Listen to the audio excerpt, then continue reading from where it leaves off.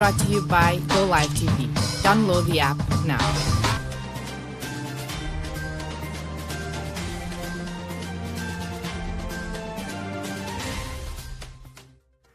Hello, this is Golive TV News English Edition.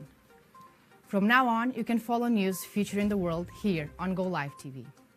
In England, today is the last day of Theresa May as Prime Minister of the United Kingdom and leader of the Conservatives. May will be in the office temporarily until a successor is chosen.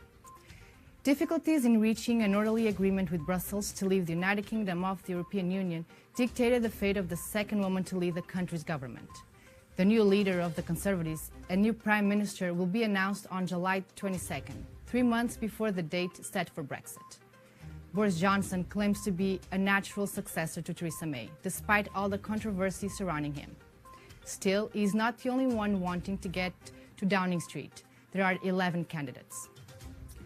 In Mexico, the government is sending 6,000 members of the National Guard to the border with Guatemala to try to contain the flow of Central American migrants to the United States. President Donald Trump accuses Mexico of doing nothing to stop this migration wave to the United States and threatened to impose custom duties on Mexican products for the next week if the country does not take action. In Sweden, according to local authorities, a strong blast struck 2 neighboring apartment buildings, leaving 25 people with minor injuries. The cause of the blast has not yet been determined. The explosion caused dozens of windows to break and also destroyed balconies of the buildings, located in the center of the Linköping, about 175 kilometers southwest of Stockholm. In India, commotion and revolt spread throughout the country, with the news of a murder of a 2-year-old girl in retaliation for a debt of $140 from her grandfather. Police arrested 2 suspects for the murder. According to the investigations, the crime was committed because the victim's grandfather owed 10,000 rupees, about $144, to these 2 men. The girl was kidnapped on May 31st and found dead 3 days later. The suspects threatened the family with serious consequences if they could not get their money back soon, police said. Adding to that, the crime was motivated by a personal grudge. The success of a TV miniseries examining the worst nuclear accident in history, Chernobyl, has increased the number of tourists who want to see the plant and the abandoned city. A Chernobyl tourism agency reported a 40% increase in bookings since the series debuted last month.